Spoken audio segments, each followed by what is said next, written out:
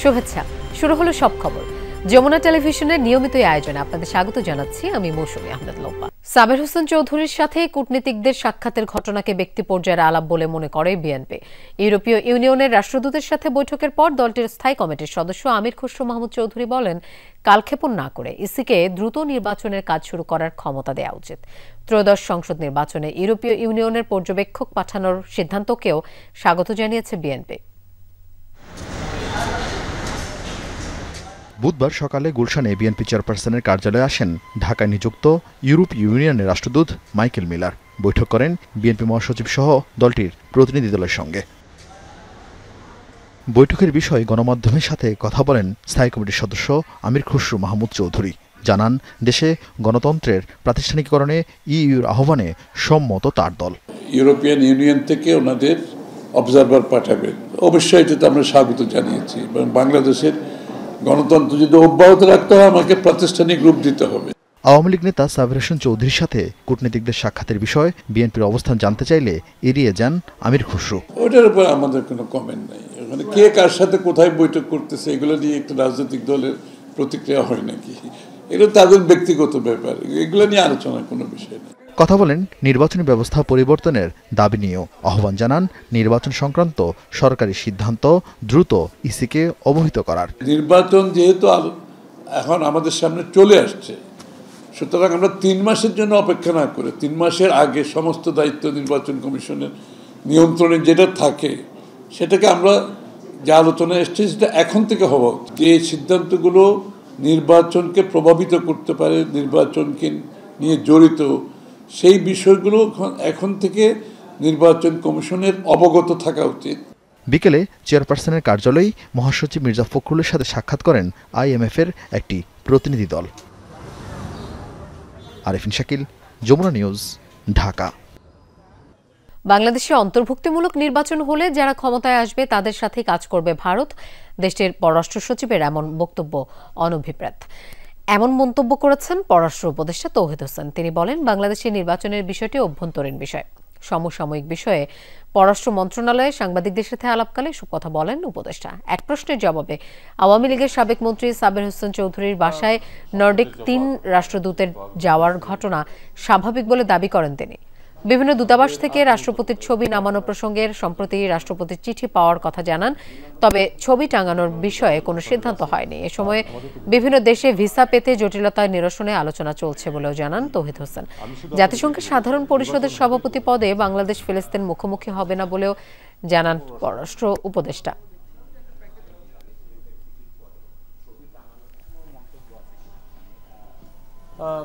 আপনাদের যত আগ্রহ, বাংলাদেশে যত আগ্রহ, ফিলিস্তিনের কিন্তু এত আগ্রহ। আমি তো এর আর কোনো উত্তর দেবো না। এটা থেকে আপনারা যথেষ্ট জ্ঞানী। তুরস্ক টেকনোলজিক্যাল অ্যাডভান্টেজ আছে, আর আমাদের তো বিভিন্ন দেশের সম্পূর্ণ বাংলাদেশের অভ্যন্তরীণ বিষয়, এবং এ ধরনের কমেন্ট সম্পূর্ণ আনওয়ারেন্টেড। আমাদের দেশের লোকদেরকে যে ভিসা বিভিন্নখানে বন্ধ করছে, এটার জন্য তাদেরকে আমি যতটা দায়ী করতে পারি, আমি মনে করি যে আমরা নিজেরা তার থেকে বেশি দায়ী। কারণ আমরা খুব বেশি অন রেকর্ড আমরা প্রচুর ফেক কাগজপত্র দাখিল করি, জেনুইন লোকদের জন্য কঠিন হয়ে গেছে। এটা আমাদেরকে নিজেদের ঘর ঠিক করতে হবে। জুলাই সনদ বাস্তবায়নে গণভোট কখন কি পদ্ধতিতে হবে তা আজই চূড়ান্ত করতে চায় জাতীয় ঐকমত্য কমিশন। রাজনৈতিক দলগুলোর সাথে এ বিষয়ে আজই আলোচনা শেষ করতে চান বলে জানিয়েছেন কমিশনের সহসভাপতি ডক্টর আলী রিয়াজ। বিকেলে ফরেন সার্ভিস একাডেমিতে রাজনৈতিক দলগুলোর সাথে ফের আলোচনায় বসছে জাতীয় ঐকমত্য কমিশন। 10 অক্টোবরের মধ্যেই সনদ বাস্তবায়নের পদ্ধতি নিয়ে চূড়ান্ত সুপারিশ সরকারকে দিতে চায় কমিশন। জুলাই সনদের সাংবিধানিক প্রস্তাবগুলো বাস্তবায়ন পদ্ধতি নিয়ে এখনো মত পার্থক্য রয়েছে রাজনৈতিক দলগুলোর। বিএনপি চায় জাতীয় নির্বাচনের পর আইনসভায় বাস্তবায়ন হবে এসব প্রস্তাব। অন্যদিকে জামায়াতে ইসলামের দাবি, আগেই এসব প্রস্তাব বাস্তবায়ন করে তার আলোকে দিতে হবে সংসদ নির্বাচন। ঐকমত্যে পৌঁছে 15 অক্টোবর সব দলের স্বাক্ষর নিয়ে সনদের পূর্ণ রূপ দিতে চায় কমিশন।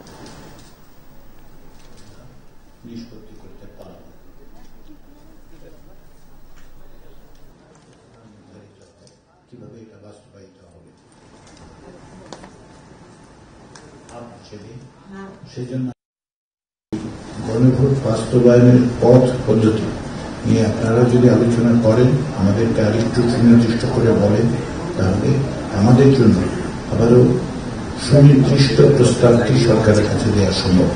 আমাদের এই প্রচেষ্টায় অনেকজন অগ্রগতি হচ্ছে এই অর্থে যে গণভোটের ক্ষেত্রে আমরা সকলেই একমতে জায়গায় আসতে পেরেছি। এর কিছু কিছু দিক আছে যেগুলো আমরা আজকে আলোচনা করে নিষ্পত্তি করতে পারলে আমরা মনে করি যে আজকের মধ্যে এই আলোচনার একটা সমাপ্তি জানা যাবে। দর্শক, ফরেন সার্ভিস একাডেমিতে এই মুহূর্তে কথা বলছেন এবি পার্টির সভাপতি মুজিবুর রহমান মঞ্জু। আমরা সরাসরি সেখানে চলে যাচ্ছি।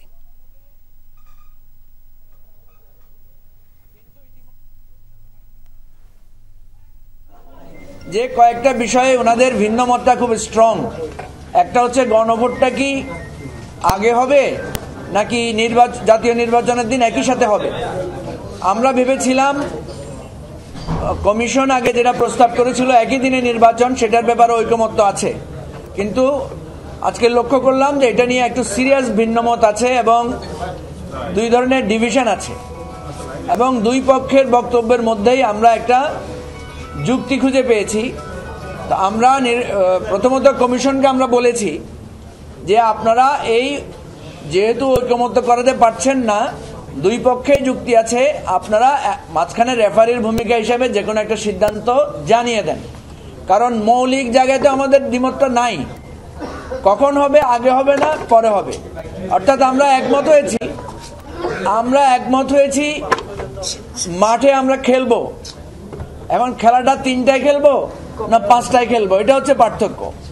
দোনো পক্ষেরই 3টারটাও যুক্তি আছে, 5টারটাও যুক্তি আছে। আমরা বলছি যে এটা আপনারা দুই পক্ষের কথা শুনে একটা সমাধান করে দেন। আমরা খুব দুঃখের সাথে দেখছি, আপনারা দেখেছেন কমিশনের ডান পাশে ওনারা যাদেরকে বসিয়েছেন অ্যাপারেন্টলি মনে হচ্ছে তারা খুব গুরুত্বপূর্ণ দল, এবং এই 3টা দল বিএনপি, জামাত এবং এনসিপি, এই 3 দলের প্রতিনিধিকে ওনারা সরকারের অংশ হিসেবে বিবেচনা করে ওনারা কিন্তু জাতিসংঘের সফরে একসাথে নিয়ে গেছেন। দুর্ভাগ্যজনকভাবে আমরা দেখছি এই 3টা দলের একটা বিভেদ বা আমি যেটা বলি তাদের ইগোজনিত সমস্যার কারণেই আমরা ঐকমত্যে পৌঁছাতে পারছি না। দর্শক, ফরেন সার্ভিস একাডেমিতে কথা বলছেন এবি পার্টির সভাপতি মুজিবুর রহমান মঞ্জু। আমরা সরাসরি সেখানে ছিলাম। নিজের পালানোর চিন্তা নেই, আবেগ বা ক্ষোভের জায়গা থেকে নাহিদ ইসলাম সহ এনসিপি নেতারা সেফ এক্সিটের কথা বলে থাকতে পারেন, এমন মন্তব্য করেছেন বন ও পরিবেশ উপদেষ্টা সৈয়দা রিজওয়ানা হাসান। এ নিয়ে সরকারের কিছু বলার নেই বলেও জানান তিনি। রিজওয়ানা হাসান বলেন, ফেব্রুয়ারিতেই হবে নির্বাচন, যার প্রস্তুতি নিতে শুরু করেছে রাজনৈতিক দলগুলো।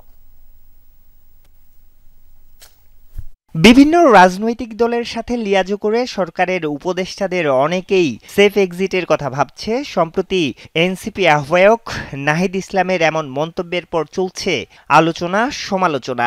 নির্বাচনের মধ্য দিয়ে এক্সিট নিতে পারলে হইল, দেশে থাকুক আর দেশের বাইরে থাকুক। নাহিদ ইসলামের পর এ নিয়ে কথা বলেন এনসিপির উত্তরাঞ্চলের মুখ্য সংগঠক সার্জিস আলমও। কোথায় সেফ এক্সিট নিবে? পৃথিবীতে সেফ এক্সিট নেওয়ার একটাই জায়গা, সেটা হচ্ছে মৃত্যু। দুপুরে সচিবালয়ে নিজ দপ্তরে এই অভিযোগের বিষয়ে কথা বলেন বন ও পরিবেশ উপদেষ্টা। বলেন, কোন উপদেষ্টা সেফ এক্সিট চায় তা খোলাসা করতে হবে অভিযোগকারীকেই। এটা তাকে তার বক্তব্যকে সাবস্টেন্সিয়েট করতে হবে। তার বক্তব্য তো আমার সাবস্টেন্সিয়েট করার বিষয় না। আমি একদম কোনো এক্সিট খুঁজছি না, দেশেই ছিলাম। এর আগেও বহু ঝড়ঝণ্ডা এসছে, ওই সব ঝড়ঝণ্ডা প্রতিহত করে দেশে থেকেছি। বাকিটা জীবনও বাংলাদেশেই কাটিয়ে যাব আপনাদের সাথে ইনশাল্লাহ। উপদেষ্টা জানান, ফেব্রুয়ারিতেই নির্বাচন হবে, এ নিয়ে সন্দেহের অবকাশ নেই। আর তা হবে অন্তর্বর্তীকালীন সরকারের অধীনেই। এই অন্তর্বর্তী সরকারই নির্বাচন করবে। এখনো পর্যন্ত এটাই হচ্ছে অবস্থা এবং অবস্থান। সকল রাজনৈতিক দলও ফেব্রুয়ারিতে ইলেকশনের পক্ষেই তাদের কার্যক্রমও শুরু করেছে। ফেব্রুয়ারিতে ইলেকশন হবে, এখানে আর কোনো প্রশ্নবোধক চিহ্ন তোলার আর কোনো সুযোগ বা অবকাশ আছে বলে আমরা মনে করছি না। তবে কোন দলের নির্বাচনে অংশগ্রহণ নির্ভর করবে আইনি বিষয় এবং তাদের রাজনৈতিক সিদ্ধান্তের উপর, বলেন পরিবেশ উপদেষ্টা। জনগণের অংশগ্রহণের পথে যাতে কোনো অন্তরায় না হয়, সেজন্য সরকার নির্বাচন কমিশনকে যতভাবে সহায়তা দেওয়া যায় ততভাবে সহায়তা দেবে। কোনো রাজনৈতিক দলের অংশগ্রহণ করা না করার বিষয়টা আইনি হতে পারে, অংশগ্রহণ করা না করার বিষয়টা তাদের পলিটিক্যাল ওয়েটেজ অনুযায়ী ডিসাইডেড হবে। নির্বাচনের আগেই বেশ কিছু মানবতা বিরোধী অপরাধের মামলার বিচার কাজ শেষ করা সম্ভব হবে আশা সৈয়দা রিজওয়ানা হাসানের। আরিফুর রহমান সবুজ, যমুনা নিউজ, ঢাকা। শেখ হাসিনা সহ 3 জনের বিরুদ্ধে মানবতা বিরোধী অপরাধের মামলায় সাক্ষ্য গ্রহণ ও জেরা শেষ। মামলার পরবর্তী কার্যক্রম যুক্তিতর্ক উপস্থাপন শুরু হবে রোববার। আজ সর্বশেষ সাক্ষী মামলার মূল তদন্তকারী কর্মকর্তা মোহাম্মদ আলমগীরকে চতুর্থ দিনের মতো জেরা করেন ট্রাইব্যুনাল নিযুক্ত শেখ হাসিনার পক্ষের আইনজীবী। বিচারপতি গোলাম মর্তুজা মজুমদারের নেতৃত্বাধীন ট্রাইব্যুনাল 1-এ এই জেরা অনুষ্ঠিত হয়। এর আগে গত 3 দিন একই সাক্ষীকে জেরা করা হয়। সাক্ষ্যে এই তদন্ত কর্মকর্তা জানান, জুলাইতে আইনশৃঙ্খলা বাহিনী এবং সরকার দলীয় সশস্ত্র সন্ত্রাসী দেশের 50টিরও অধিক জেলায় মারণাস্ত্র ব্যবহার করেছে। 41 জেলার 438টি স্পটে গণহত্যা চলেছে। শেখ হাসিনার বিরুদ্ধে এই মামলায় 25 কার্যদিবসে মোট 54 জন সাক্ষ্য দিয়েছেন। প্রত্যেকেই জুলাই গণহত্যার দায়ে শেখ হাসিনা সহ সব আসামির সর্বোচ্চ শাস্তির দাবি জানিয়েছে। এছাড়া আজ আশুলিয়াতে 6 লাশ পোড়ানোর মামলার সাক্ষ্য গ্রহণ হয় ট্রাইব্যুনাল 2-এ। এদিকে আগামীকাল চানখারপুলের মামলায় আন্তর্জাতিক অপরাধ ট্রাইব্যুনালে সাক্ষ্য দেবেন উপদেষ্টা আসিফ মাহমুদ সজীব ভূঁইয়া।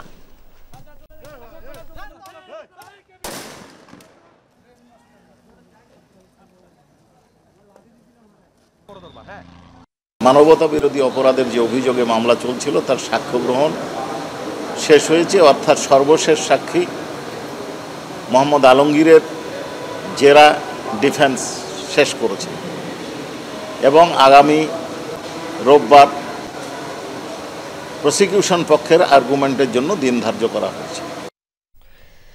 জুলাই আগস্টে রামপুরায় 28 জন হত্যার ঘটনায় সাবেক বিজিবি কর্মকর্তা লেফটেন্যান্ট কর্নেল রেদওয়ানুল ইসলাম সহ 4 জনের বিরুদ্ধে অভিযোগ আমলে নিয়ে গ্রেফতারি পরোয়ানা জারি করেছেন ট্রাইব্যুনাল। অভিযোগ আমলে নেয়ার শুনানি শেষে এই আদেশ দেন আন্তর্জাতিক অপরাধ ট্রাইব্যুনাল 1। মামলায় অন্য 3 আসামি হলেন রাফাত বিন আলম মনু, রাশেদুল ইসলাম ও মশিউর রহমান। অভিযোগে বলা হয়, রামপুরায় বিজিবি কর্মকর্তা রেদওয়ানুল আন্দোলনকারীদের সরাসরি গুলি করেন। এছাড়া অন্যরাও নেতৃত্ব দিয়েছিলেন এই হত্যাযজ্ঞে। এ সময় 28 জন নিহত হন। এদিকে শেখ হাসিনা সহ 3 জনের বিরুদ্ধে মানবতা বিরোধী অপরাধের মামলায় আজ সর্বশেষ সাক্ষী ও মামলার মূল তদন্তকারী কর্মকর্তা মোহাম্মদ আলমগীরকে চতুর্থ দিনের মতো জেরা করছেন ট্রাইব্যুনাল নিযুক্ত শেখ হাসিনার পক্ষের আইনজীবী। এছাড়া আশুলিয়াতে 6 লাশ পোড়ানোর মামলার সাক্ষ্য গ্রহণ চলছে ট্রাইব্যুনাল 1-এ।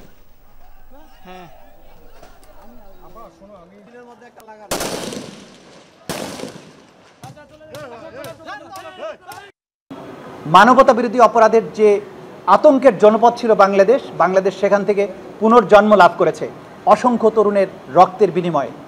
এই নতুন অর্জিত যে স্বাধীনতা, সেটা তখনই সফল হবে যখন পেছনের যারা অপরাধ করেছেন তাদেরকে বিচারের মুখোমুখি করা হবে, আইনসম্মত উপায়ে এই সমস্ত বিষয়টাকে নিষ্পত্তি করা হবে। সেই উদ্দেশ্যেই আজকে তাদের বিচারের মুখোমুখি করা হয়েছে। স্পষ্ট মেসেজ হচ্ছে, কেউই আইনের ঊর্ধ্বে নয় এবং কোনো বিচারহীনতার সংস্কৃতি বাংলাদেশে আর চলতে দেয়া হবে না। বাংলাদেশি আলোকচিত্রী ও মানবাধিকার কর্মী শহীদুল আলমকে আটক করেছে ইসরায়েলি বাহিনী। ফ্রিডম ফ্লোটিলা কোয়ালিশনের গাজামুখী ত্রাণবাহী জাহাজ কনসায়েন্সে ছিলেন তিনি। বন্দী হওয়ার আগ মুহূর্তে দেয়া ভিডিও বার্তায় ইসরায়েলের বিরুদ্ধে অপহরণের অভিযোগ করেছেন শহীদুল। বুধবার বহরে থাকা আরও কয়েকটি জাহাজ আটক করে নেতানিয়াহু বাহিনী। ইসরায়েলি বাহিনীর কবজায় ফ্রিডম ফ্লোটিলা কোয়ালিশন এফএফসির জাহাজ কনসায়েন্স। আটক হলেন 1000 ম্যাডলিনস টু গাজা বহরে থাকা মানবাধিকার কর্মীরা। তাদের মধ্যেই আছেন বাংলাদেশের আলোকচিত্রী শহীদুল আলম। একদিন আগেই নিজেদের অবস্থান সম্পর্কে ভিডিও বার্তায় জানিয়েছিলেন তিনি। বলেছিলেন, শিগগিরই রেড জোন বা বিপজ্জনক এলাকায় প্রবেশ করবে তাদের নৌযান। বুধবার সকালেই তাদের বহরের কয়েকটি জাহাজ ঘিরে ফেলে ইসরায়েলি বাহিনী। কিছুক্ষণের মধ্যেই নিয়ন্ত্রণে নেয় নৌযানগুলো। জাহাজে উঠে সিসিটিভি ক্যামেরা ভেঙে ফেলে সেনারা। আটক হওয়ার আগে নিজের ফেসবুক পেজে একটি ভিডিও বার্তা প্রকাশ করেন ড্রিকের প্রতিষ্ঠাতা শহীদুল আলম। নিজের পরিচয় দিয়ে বলেন, এই ভিডিও যতক্ষণে প্রকাশিত হবে ততক্ষণে ইসরায়েলি বাহিনী আটক করেছে তাদের জাহাজ।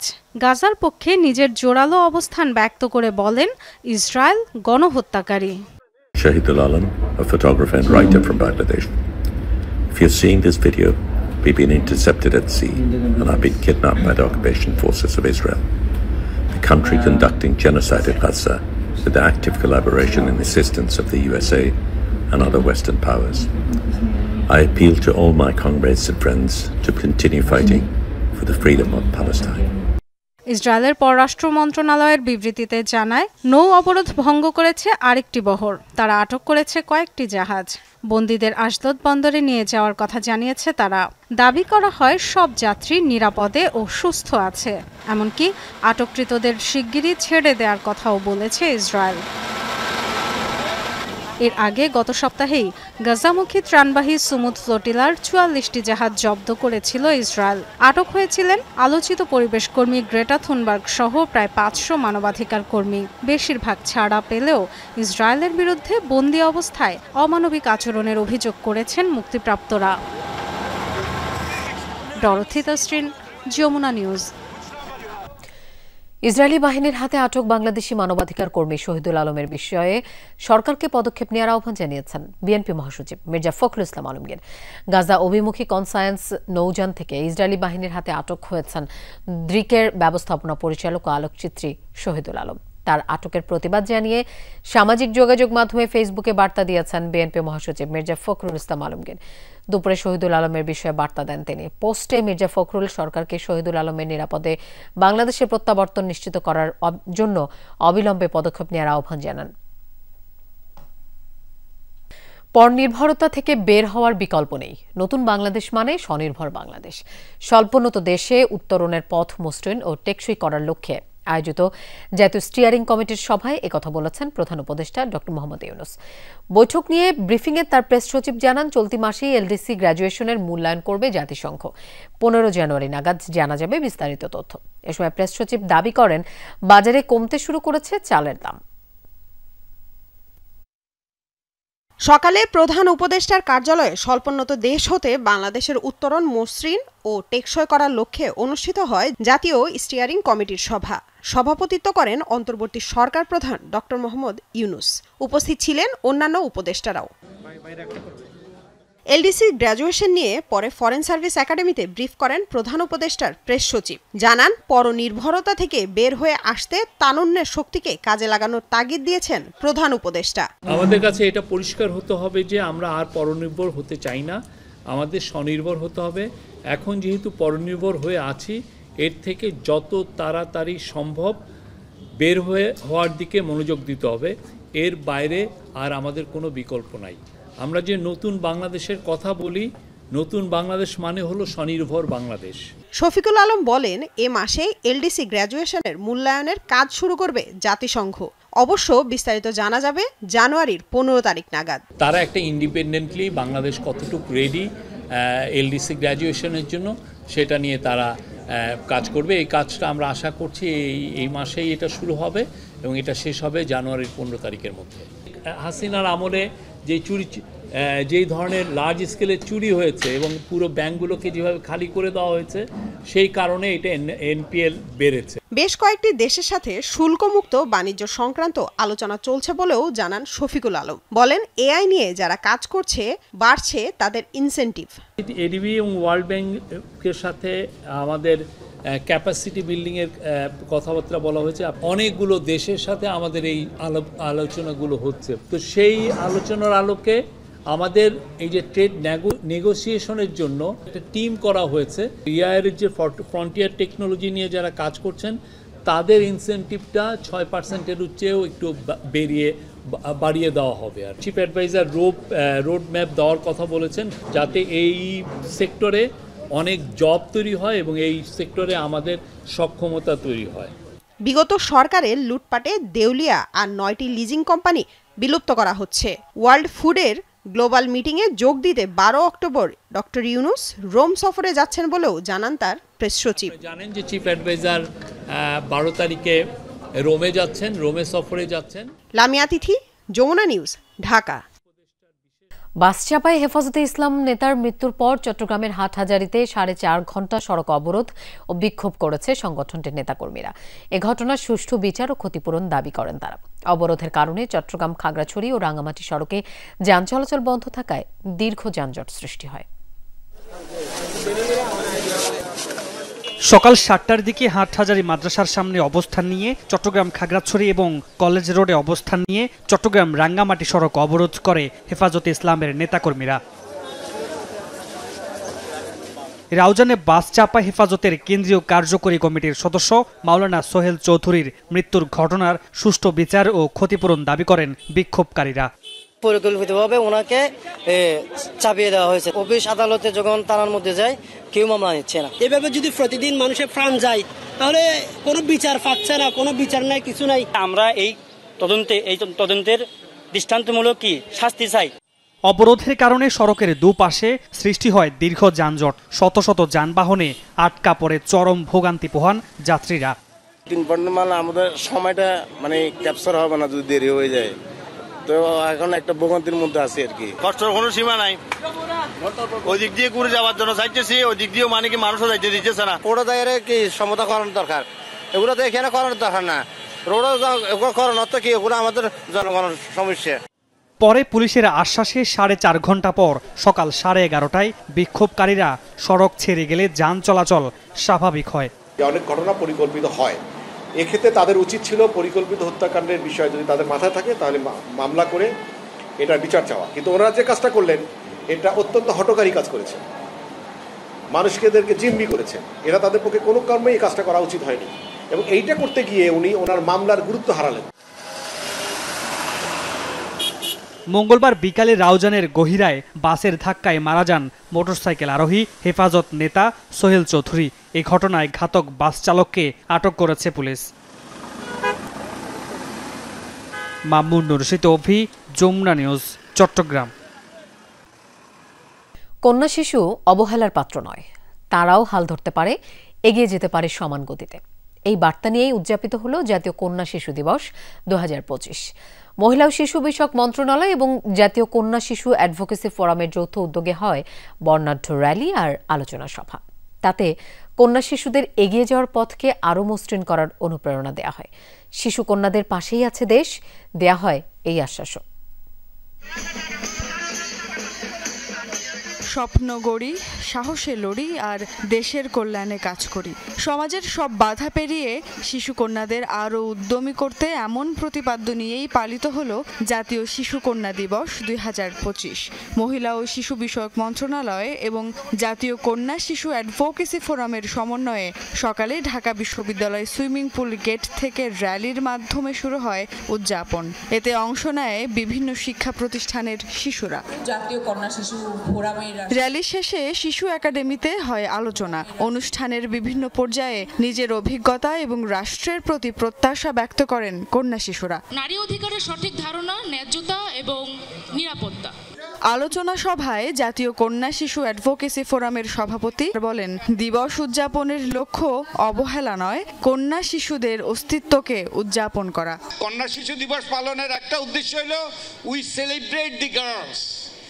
আমরা উদযাপন করি মেয়েদেরকে। জন্মের পর থেকে যে বৈষম্য হয়, জন্মের পর থেকে যে অবহেলিত হয়, জন্মের পর থেকে যে নির্যাতিত হয় না কিন্তু বিভিন্নভাবে বৈষম্যের শিকার হয়, তার অবসান বাল্যকাল থেকে শুরু হওয়া দরকার।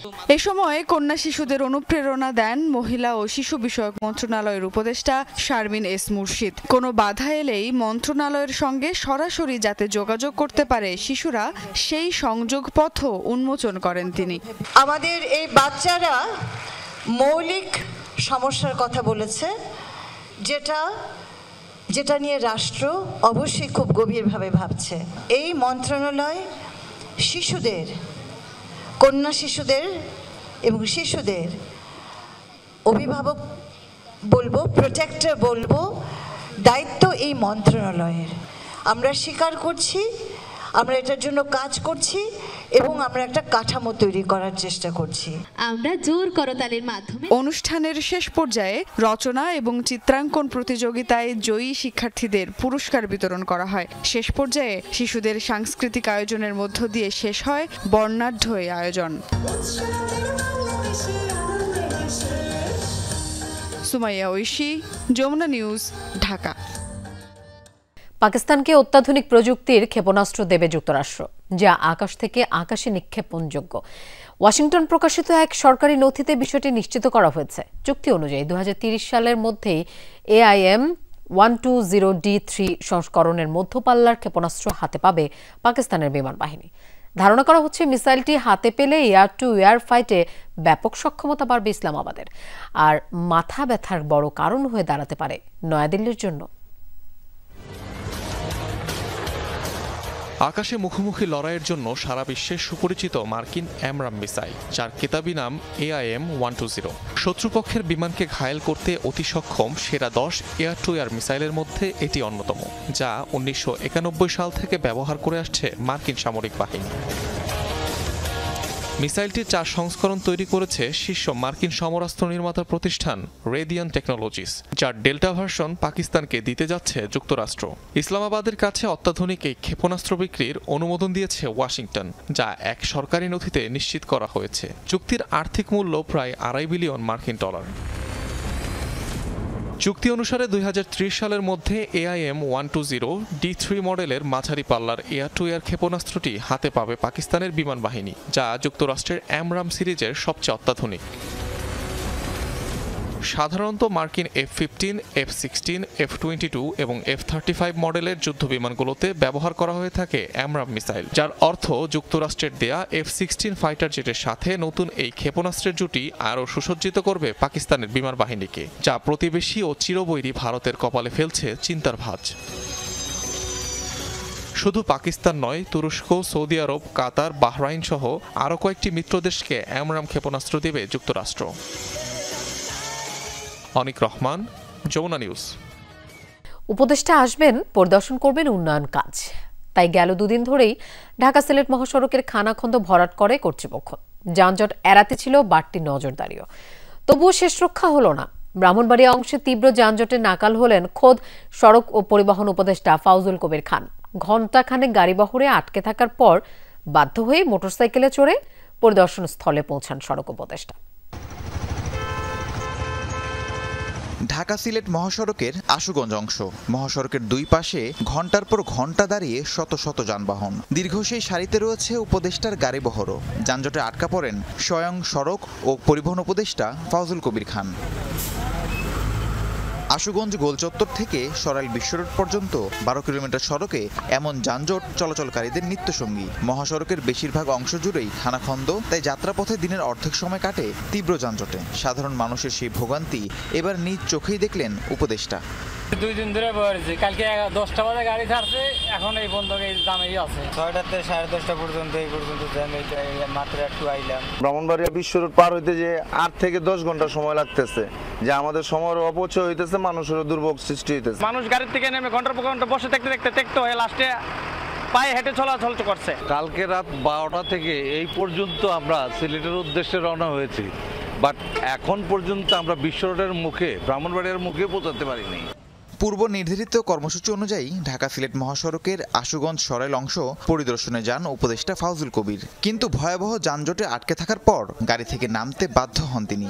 এরপর উঠে পড়েন মোটরসাইকেলে। ট্রাফিক আইন ভেঙে উল্টো পথেই পৌঁছান পরিদর্শন স্থলে। পরিদর্শন শেষে যানজটের কারণ হিসেবে ট্রাফিক ব্যবস্থাকে দুষলেন ফাউজুল কবির। জনদুর্ভোগ কমাতে দ্রুত প্রকল্পের কাজ শেষ করার আশ্বাস দেন তিনি। একই সাথে প্রকল্পের 12 কর্মকর্তাকে সার্বক্ষণিক সরাইল বিশ্ব রোড অস্থায়ী কার্যালয়ে থাকার নির্দেশনাও দেন উপদেষ্টা।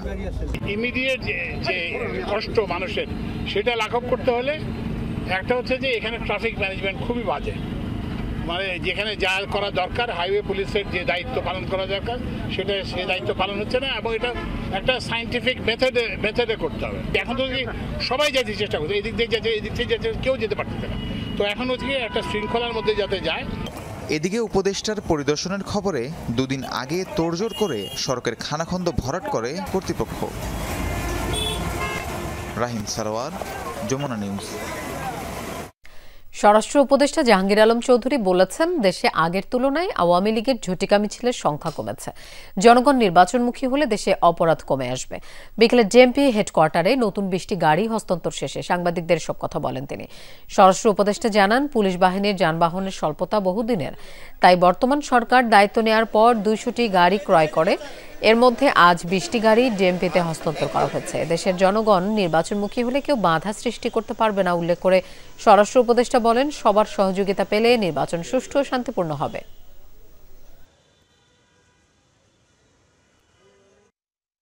ঝটিকা মিছিলের কিন্তু সংখ্যা কিন্তু কমছে। 244 জন যে সময় আমরা একবারে ধরলাম হাতে নাতে, সেই সময় কিন্তু এরপরে কিন্তু সংখ্যাটা অনেক কমে আসছে। তা আপনারা আপনাদের এরকমভাবে যদি আপনারা সাহায্য এবং সহযোগিতা করেন তবে এইগুলি আরও কমে যাবে। অপরাধের সংখ্যাও কমছে, ইলেকশন মুডে সবাই চলে আসবে, সেই সময় এই অপরাধগুলি কমে যাবে। বিএনপির 31 দফা কর্মসূচি বাস্তবায়নের লক্ষ্যে কুষ্টিয়ায় লিফলেট বিতরণ করা হয়েছে। সকালে জেলা বিএনপির সাবেক যুগ্ম সাধারণ সম্পাদক ও কুষ্টিয়া পৌরসভার ভারপ্রাপ্ত চেয়ারম্যান মহিউদ্দিন চৌধুরী মিলনের নেতৃত্বে শহরের বিভিন্ন এলাকায় লিফলেট বিতরণ করা হয়। গণসংযোগ শেষে বক্তারা বলেন, রাষ্ট্র কাঠামো মেরামতে বিএনপির ভারপ্রাপ্ত চেয়ারম্যান তারেক রহমান প্রদত্ত 31 দফার কোনো বিকল্প নেই। এ সময় জেলা বিএনপির আহ্বায়ক কুতুবুদ্দিন আহমেদ সহ অঙ্গ সংগঠনের নেতাকর্মীরা উপস্থিত ছিলেন।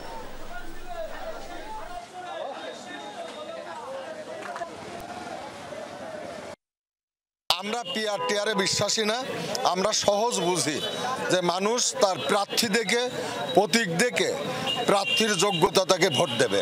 দেশনেতা জনাব তারেক রহমানের 31 দফা রাষ্ট্র পুনর্নির্মাণের যে কর্মসূচি, সে কর্মসূচি জনগণকে সজাগ করার জন্য আমরা আজ মাঠে নেমেছি। গাজীপুরে হয়রানিমূলক মামলার প্রতিবাদে সংবাদ সম্মেলন করেছেন ভুক্তভোগীরা। বিকেলে চান্দনা চৌরাস্তা এলাকায় গাজীপুর মহানগর তাঁতি দলের পক্ষ থেকে এই সংবাদ সম্মেলন হয়। এ সময় মহানগর কমিটির আহ্বায়ক বলেন, সংগঠনের সদস্য আব্দুল আলিম যুবরাজ ফ্যাসিস্ট সরকার পতনে রাজপথে অগ্রণী ভূমিকা রাখেন, অথচ তাকে গণঅভ্যুত্থানের মামলায় অভিযুক্ত দেখানো হয়েছে। দ্রুত পর্যালোচনা করে সকল হয়রানিমূলক মামলা থেকে আব্দুল আলিমকে মুক্তি দেওয়ার দাবি জানানো হয়। এ সময় উপস্থিত ছিলেন গাজীপুর মহানগর তাঁতি দলের নেতা কর্মী সহ ভুক্তভোগীর স্বজনরা। আমি প্রশাসনের কাছে যেসব থানার দারোগারা তাকে গ্রেপ্তার করছেন, ভারপ্রাপ্ত ওসি আছেন যিনি ছিলেন, তাদের কাছে অনুরোধ আপনারা মামলাটা তদন্ত করেন, সে কি অরিজিনাল কি মামলার সাথে জড়িত কি না। আমাদের দাবি, আমরা অবিলম্বে তার মুক্তির দাবি করছি এবং এটার সুস্থ তদন্ত করে এটার বিচার দাবি করছি। নাটোর বিএনপির পৌর সভাপতি সানাউল্লাহ নূর বাবু হত্যাকাণ্ডের 15তম বার্ষিকী আছে। এই উপলক্ষে বিকেলে বড়াই গ্রামের বনপাড়া বাজারে একটি স্মরণ সভা অনুষ্ঠিত হয়। 2010 সালের 8 অক্টোবর দলীয় কর্মসূচির মিছিলে আওয়ামী লীগ হামলা চালায়। এ সময় মিছিলে নেতৃত্বে থাকা বড়াইগ্রাম উপজেলা চেয়ারম্যান বাবুকে প্রকাশ্যে কুপিয়ে হত্যা করা হয়। ভিডিও ধারণ করতে গিয়ে হামলায় আহত হন 5 সাংবাদিক। পরের দিন নিহতের স্ত্রী বাদী হয়ে জেলা আওয়ামী লীগ নেতা জাকির হোসেন সহ 27 জনের বিরুদ্ধে মামলা করেন। হত্যার 11 বছর পর 2021 সালে 44 জনের বিরুদ্ধে চার্জশিট দেয় সিআইডি। তবে ঘটনার 15 বছর পেরিয়ে গেলেও সম্পন্ন হয়নি বিচার কাজ। বড় মৌসুমে সার ডিলার নিয়োগ ও সার বিতরণ নীতিমালা 2025 কার্যকর হলে মাঠ পর্যায়ে সরবরাহ অস্থিতিশীল ও সংকটে পড়বে। একথা বলেছেন ফার্টিলাইজার অ্যাসোসিয়েশনের সাবেক চেয়ারম্যান কফিল উদ্দিন আহমদ। দুপুরে রাজধানীর ধানমন্ডিতে সংবাদ সম্মেলনে তিনি আরো বলেন, সার ডিলার নিয়োগ নীতিমালা 2025 বাস্তবসম্মত নয়। বড় মৌসুমে এই নীতিমালা কার্যকর হলে ক্ষতিগ্রস্ত হবে কৃষক ও ব্যবসায়ীরা।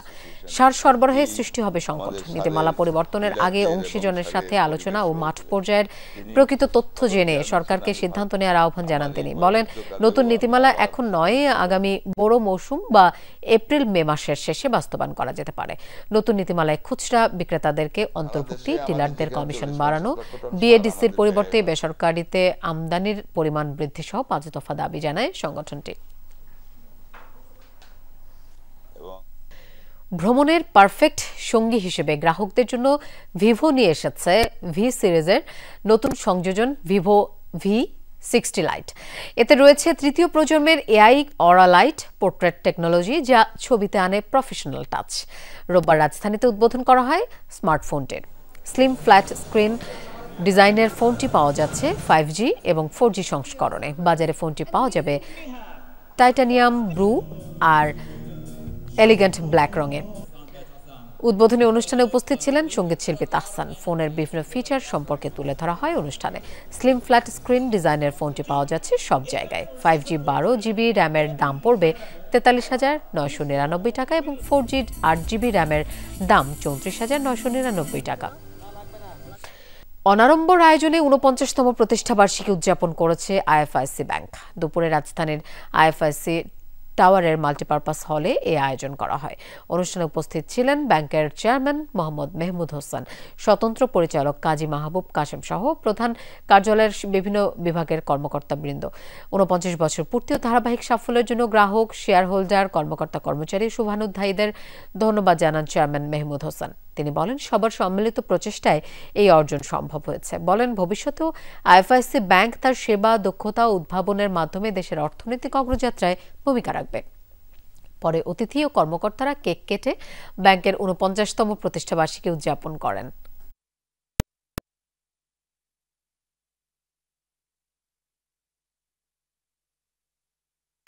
গাইবান্ধায় ঢালাই স্পেশাল সিমেন্টের ডিলার উদ্বোধনী অনুষ্ঠান হয়েছে। দুপুরে শহরের একটি রিসোর্টে এই উদ্বোধনী অনুষ্ঠান হয়। উপস্থিত ছিলেন স্থানীয় খুচরা বিক্রেতা, ঠিকাদার, সরকারি বেসরকারি প্রতিষ্ঠানের প্রকৌশলী সহ আরও অনেকে। এ সময় জেলার নতুন ৬ ডিলারের নাম আনুষ্ঠানিকভাবে ঘোষণা করা হয়। অনুষ্ঠানে জানানো হয়, ঢালাই স্পেশাল সিমেন্ট বিশেষভাবে ব্লেন্ডেড, ফলে নির্মাণ কাজে বিশেষ করে ছাদ ও বিমের গঠনে এই সিমেন্ট কার্যকরী ভূমিকা রাখবে। অনুষ্ঠান শেষে র্যাফেল ড্রতে বিজয়ীদের মাঝে পুরস্কার তুলে দেন মেঘনা গ্রুপের সিনিয়র জিএম ও মার্কেটিং বিভাগের ডিজিএম। দর্শক, এই ছিল আজকে সব খবরের আয়োজনে। আর এতক্ষণ সাথে থাকার জন্য ধন্যবাদ সবাইকে।